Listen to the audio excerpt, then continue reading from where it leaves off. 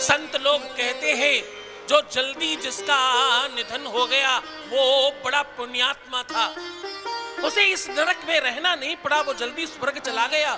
संसारी लोग कहते हैं अरे पता नहीं क्या ऐसा किसी का क्या बिगाड़ा था, क्या खराब हुआ, क्या समय बर्बाद था, कितनी जल्दी चला गया। क्या बात सत्य है, कौन सी वाली बात सही है और किस बात को मानना चाहिए? मृत्यु सत्य है, मृत्यु सबकी होनी सुनिश्चित है, पर गुरुदेव मृत्यु का कारण क्या है? मृत्यु को कैसे समझे हम? हाँ, मृत्यु रोग जरा राग्नि, ये क्या जठराग्नि है और ये कौन सी अग्नि है गुरुदेव? इसको विस्तार से बताइए। और एक बात, क्या मरने के बाद शरीर की कोई भी चीज याद आती है क्या? अक्सर आपने देखा होगा लोग मेरे पर भूत आ गए, तो वो जो भूत निकल गया शरीर से वो दोबारा आता है क्या? और अगर आता है तो उसे सब याद रहता होगा। तो गुरुदेव थोड़ा और विस्तार से संदर्भ में बताएं, इसका क्या मतलब है और ये कैसे होता है? गुरुदेव अक्सर देखा गया है, कुछ लोग कहते मेरे में देवी जी आ गई, मेरे में दुर्गा जी आ गई, मेरे में काली जी आ गई, मेरे में पता नहीं कौन से देवता आ गए। क्या किसी एक शरीर में दो आत्माओं का प्रविष्ट होना शास्त्र संगत है? क्या ऐसा हो सकता है क्या? और अगर हाँ तो सबके साथ ऐसा क्यों नहीं होता? हर किसी के साथ होना चाहिए, कुछ कुछ लोगों के साथ ही क्यों?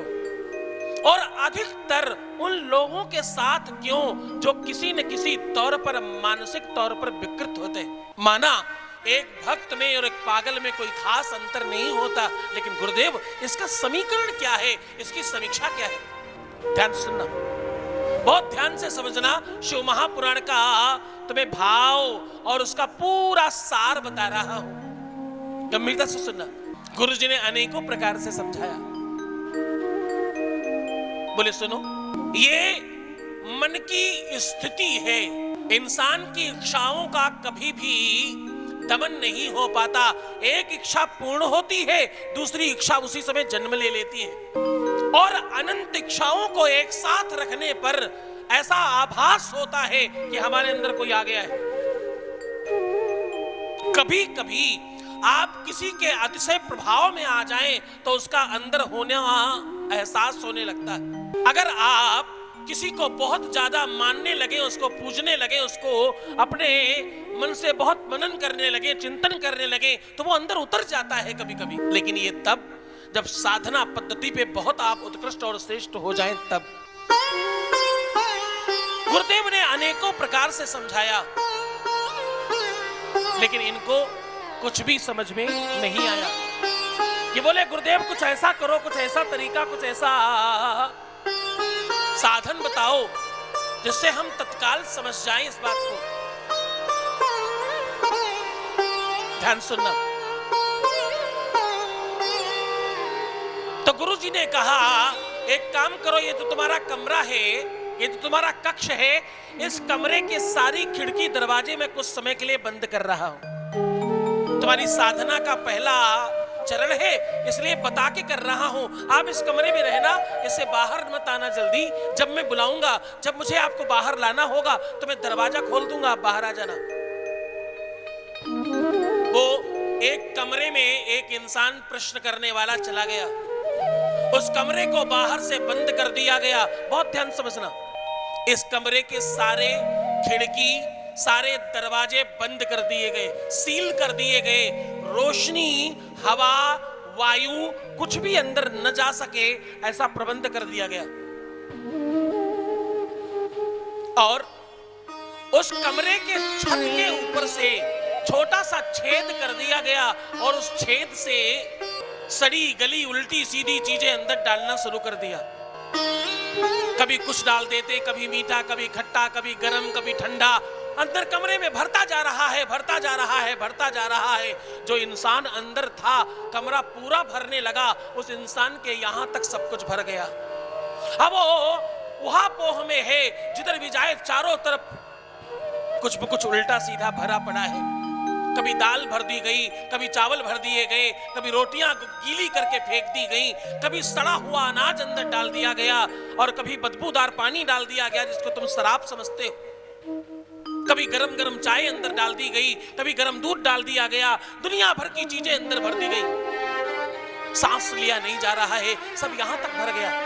अब ये खड़बड़ा रहे हैं, बहुत बड़बड़ बड़बड़ कर रहे हैं, जल्दी करो, मुझे खोल दो, मुझे बाहर आने दो, मुझे बाहर आने दो, मुझे बाहर जाने दो। घंटों तक इन्हें बाहर नहीं आने दिया गया। जब बिल्कुल इनको ये लगा कि अब कुछ भी संभव नहीं हो पाएगा, अब मेरा बचना मुश्किल है, तब दरवाजा खोला गया। और जैसे ही दरवाजा खोला गया, ये फटाक से बाहर आए और लंबी लंबी सांस लेने लगे। बचा, मैं बच गया, मैं ठीक हूं, मैं सुरक्षित हूं। अब गुरुजी आए, बोला अब तुम्हें कैसा लग रहा है? अरे गुरुजी क्या कैसा लग रहा है, आपने तो कमाल कर दिया, एक कमरे के अंदर बंद कर दिया, चारों तरफ से सब बंद था, ऊपर से न जाने क्या क्या मेरे ऊपर आप फेंक रहे थे, मैं जैसे तैसे बाहर आ पाया हूं, मुझे नहीं जानना ये क्या था। बोले आप दोबारा अंदर जाना चाहोगे? नहीं नहीं नहीं नहीं नहीं, मैं अपने जीवन में कभी भी इस कोठरी में अंदर नहीं जाना चाहता। बोले ये उस गर्भाशय का मात्र 10%, क्या मात्र 10% अनुभव था। तुम सोचो, वो जीव जो 9 महीने गर्भाशय के अंदर रहता है, माँ को प्यास लगे तो पानी पी लेती, और ज्यादा अच्छा लगे तो चाय पी लेती, कभी दूध पी लेती, कभी खाना खा लेती, कभी दवाइयां पी लेती। तो जरा सोचो, उस काल कोठरी में जहां ना तो सांस जाना था, जीव एक गुब्बारे के अंदर बंद होता है, एक बिल्कुल पतली सी झिल्ली में, पन्नी में बंद होता है, और वहां मलमूत्र की कोठरी है। जरा सोच कर देखो, जीव 9 महीने कैसे रहता होगा। उससे बाहर आकर जैसा प्रतीत होता है, बिल्कुल वैसा ही शरीर भी पूरा मलमूत्र है।